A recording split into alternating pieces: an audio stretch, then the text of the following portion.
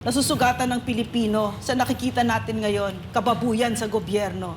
Sobra tayong nasusugatan at gusto sana namin na parte kami sa paghilom ng Pilipinas, no? Which means that hindi kami, kung ano yung gusto namin sa politika, no? Kung bobotohin nyo kami, hindi dahil binayaran namin kayo, kasi wala naman kaming ganong pera. At kahit may ganong kaming pera, ayoko na yung tiwala ninyo dahil lang sa pera. Talagang nagtitiwala kayo sa amin na kami magiging bosses ninyo. At totoo naman gagawin namin yon, di ba? So, yun yung sinasabi ko na we have to be better than what we are seeing right now.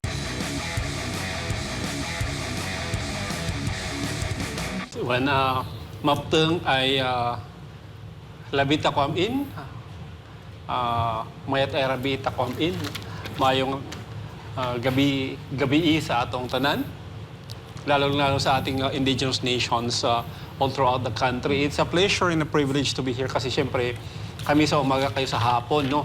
And I think isa lang naman yung brand ng mga programa natin dito, parang tayo ang matatapang o continuously speaking against the ills of our society that no matter what's happening in our society, dyan pa rin yung boses natin to echo the voices of the people in our country. So it's a pleasure to be here kasi alam ko naman we are in totally good hands. We are in good hands because we know that these hands are fighting hands. Okay. Doc Lorraine. Yeah, yes. Kasi sinabi ni Dada kanina, no, na yung Epanao Sambayanan, ang kalaban niya ay ang CPP, NPA, NDF. Totoo yun kasi kung baka hindi niyo alam, si Atty. Bosantog ay naging spokesperson din ng NTF-ELCAC, yung naunang NTF-ELCAC, and he was also part of the NTF-ELCAC, the legal cluster, no. So it's true, but yung totoong scope ng advocacy ng Epanao Sambayanan ay yung human rights, yung paninira sa Pilipinas ng mga mapang-api, no? Siyempre kasama dyan talaga ang CPP, NPA, NDF, at ang talagang isa sa itinarget nila ay ang ating mga kababayan, yung mga katutubo nating mga kapatid. Kaya lang kasi ang CPP, NPA, NDF, brothers, ay nasa bawat sektor ng ating lipunan. At nakikita ko din na hindi talaga uusad ang Pilipinas habang nandyan yan. Kasi what we're seeing right now, no, talagang the noise of democracy, 'di ba? Yung politikang sama talaga ng politika ngayon, but anyway, that's all part of the democracy. Pwedeng sabihin 'yon. Pero habang nandyan ang salot na CPP, NPA, NDF, hindi aandar ang Pilipinas. Yun. At anyway, para sa kaalaman lahat, Doc at Attorney, no? Yeah. Simulan po muna natin, ano po ibig sabihin ng Ipanao? Yan. Yes.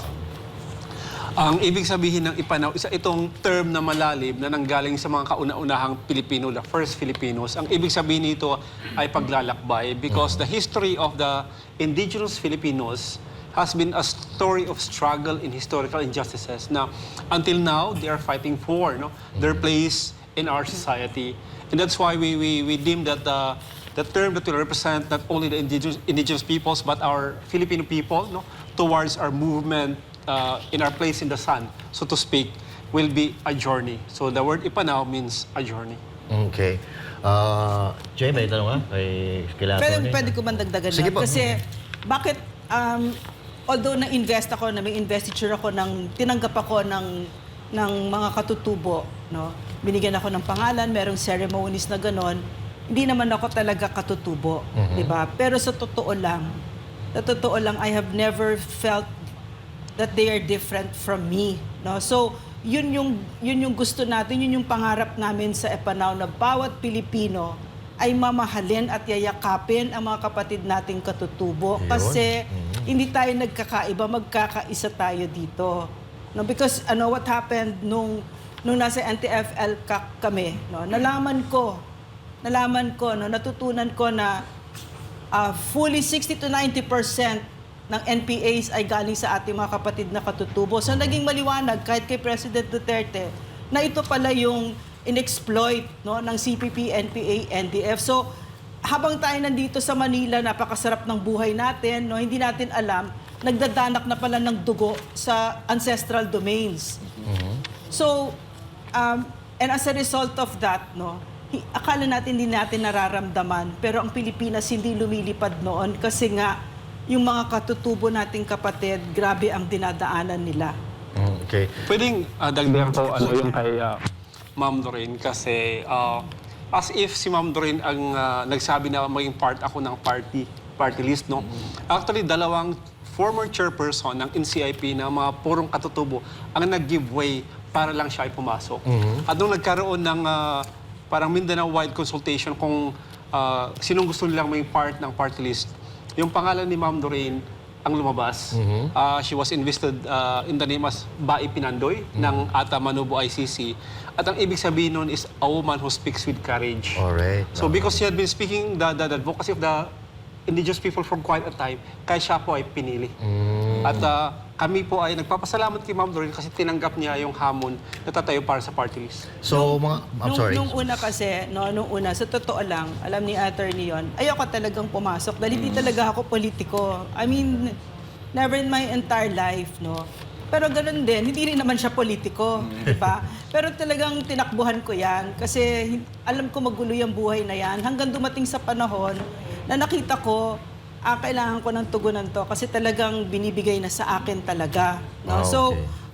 So yun lang. Tapos nalaman ko din, no, ang galing talaga ng EPANAW, napakagaling ng EPANAW sa bayanan.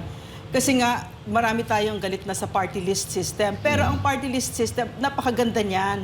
Yung intent niyan, very noble. Kasi ang intent ng Constitution na yan, yung mga pinaka-marginalized sa society, mga nasa laylayan, magkakaroon sila ng boses sa Kongreso. Kaso, binaboy ng mga ganid sa kapangyarihan. So nalaman ko na yung marami palang bumibili ng seat ko, no? Binibigyan sila ng ino-offer ang EPANAW ng milyon, limpak na salapi para sila ang uupo sa second part, pero hindi sila pumayag kasi nga gusto natin ng totoong advokasya. Gusto talaga natin na matutulungan ang mga IPs kasi ang intindi namin dyan at ang experience namin under President Duterte and under NTFL kapag iniangat mo ang mga kapatid nating katutubo, buong Pilipinas aangat. Mabuti na banggit ni Doc Lorraine yan kasi very popular yung idea sa mga Pilipino ngayon na i-abolish ng party list system kasi nagagamit lang siya sa politika at saka ginagamit lang ng mga magkakamag-anak sa politika na hindi pwedeng maglaban-laban at all at the same time dahil nga magkakamag-anak sila. So, ang isang tanong ko, Doc Lorraine, syempre alam naman natin malapit ka kay PRD and you are very popular. Sigurado ako na pwede kang tumakbo ng senator. Uy, wow. Pero bakit party list ang nakasungkit sa'yo, sa iyong puso? Kasi ayoko talaga maging politiko. Ayoko talaga, hindi ko talaga... Pero gusto kong magsilbi, no? So I don't think I'm going to win senator or anything like that. But gustong-gusto ko, kasi katrabaho ko talagang EPANAW. Katrabaho ko talaga, tsaka yung trabaho talaga namin sa indigenous peoples. Kasi nga, yung sa experience ko sa NTF-ELCAC, nung finally yung gobyerno ay pumunta sa ancestral domains at ginawa yung trabaho niya, nag-build ng schools, ng farm-to-market roads, etc., etc., lahat sila nagbalik loob sa gobyerno. Mga NPAs yan, no? So, as a result of that, napabagsak natin ang bayan muna sa Kongreso. No? So, ano nangyari? Di umangat ang Pilipinas noon. Totoong kapayapaan at progreso yung nangyari. So, mas malapit ang puso ko dito sa EPANAW, itong work na ito, yung trabaho na ito. Kasi talagang, I don't see myself as any different from the indigenous peoples. Natanong namin yan actually kagabi, Doc, kay Attorney Jimmy Bondoc. Sabi namin, bakit Senate? Bakit hindi ka nagsimula sa mas mababa, mayor, councilor, congressman? Yun nga ang sinabi niya, parehas din ang sinabi mo. Pero ang problema sa party list system or sa party list na mga tumatakbo, napakarami at saka anyayaman. So, paano niyo po i-combat yun? Yung pera na pinapaulan ng mga party list pagdating sa yung last night ng kampanyahan? Uulitin ko yung sasabihin, narinig ko sinabi ni Attorney Bosantog nung nagmi-meeting kami tungkol dito.